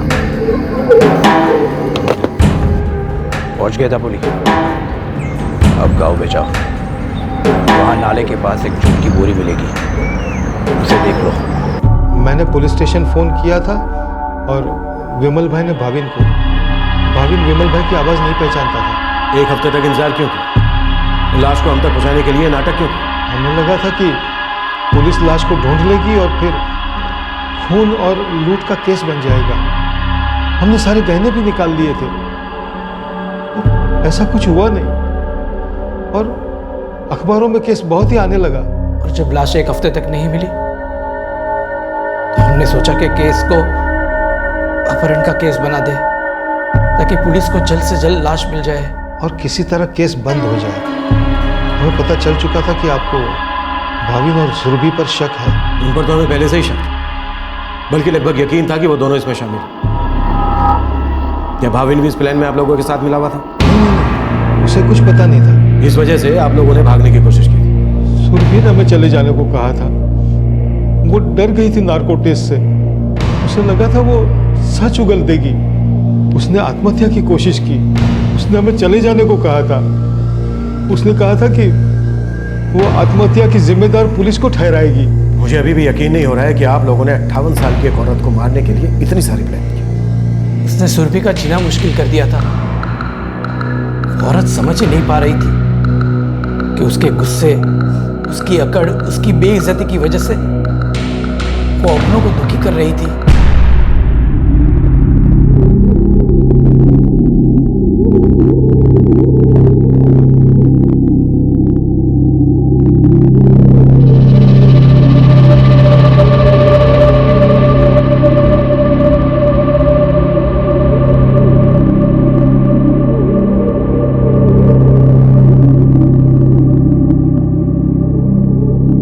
हमें शुरू से पता था तुम जो कहानी सुनानी थी मोबाइल फोन की, 1 भी रुपया पास ना होने की, वो सब झूठ है।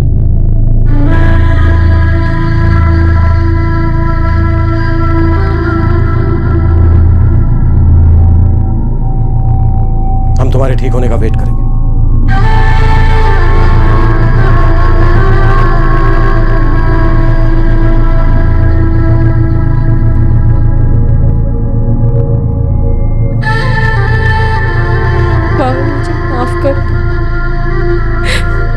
माफ कर दो। उन्होंने हम दोनों की जिंदगी नर्क बना दी थी। मैं उनके साथ जी सकती थी, मैं नहीं जी सकती थी वैसे।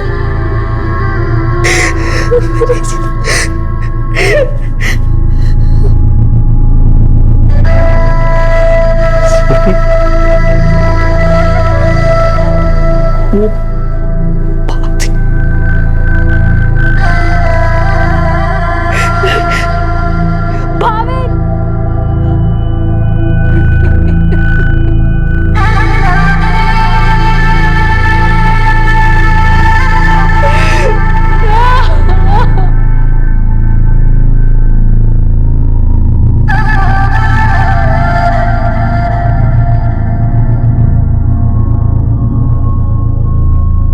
पार्वती शेठ के सभी गहने पुलिस ने सुरभि के माता पिता के घर से बरामद कर लिए। सुरभि के पिता कांति गोहिल, मां पुष्पा गोहिल और पिता समान विमल पारेख, इन तीनों को न्यायिक हिरासत में ले लिया गया है। सुरभि अभी हॉस्पिटल में है जहां उसका इलाज चल रहा है, लेकिन डिस्चार्ज होते ही उसे भी गिरफ्तार कर लिया जाएगा। सुरभि शेठ, कांति गोहिल, पुष्पा गोहिल और विमल पारेख, इन चारों को आईपीसी की धारा 302 खून के लिए और 120 भी आपराधिक षड्यंत्र करने के लिए लगाई गई। और इसके अलावा धारा 365 के तहत गलत उद्देश्य से किसी व्यक्ति का अपहरण करने और बंदी बनाने के लिए भी उन्हें दोषी ठहराया गया। भावेन अभी सदमे में है, हालांकि वो अब भी सुरभि के इलाज का खर्चा उठा रहा है, लेकिन अब वो उससे वहां मिलने नहीं जाता है। गुस्सा, अहंकार, सत्ता की ताकत और घर में और ऑफिस में अपने से छोटे लोगों का दमन करना, इसके नतीजे क्या होंगे बहुत बार लोग ये समझ नहीं पाते। जो बार बार दबाए जाते हैं उनके अंदर एक रिश्ता घाव होता है, एक दर्द होता है, और फिर पलट कर जवाब देने की इच्छा जागती है, बदला लेने की ख्वाहिश जागती है। और गुस्से में वो ये समझ नहीं पाता है कि किसी की जान लेना एक बहुत बड़ा अपराध है। मौत सिर्फ उस इंसान को मारती है, ना कि उसके गुस्से, उसके अहंकार को। किसी की जान लेने से अपनी जिंदगी के दुख दर्द कम नहीं हो जाते। समझदारी इसी में है कि अगर कोई व्यक्ति आपका जीना मुश्किल कर दे तो आप उससे दूर चले जाएं और अपनी एक नई दुनिया बसा लें। बदला लेना सिर्फ बेवकूफी और कायरता का प्रतीक है।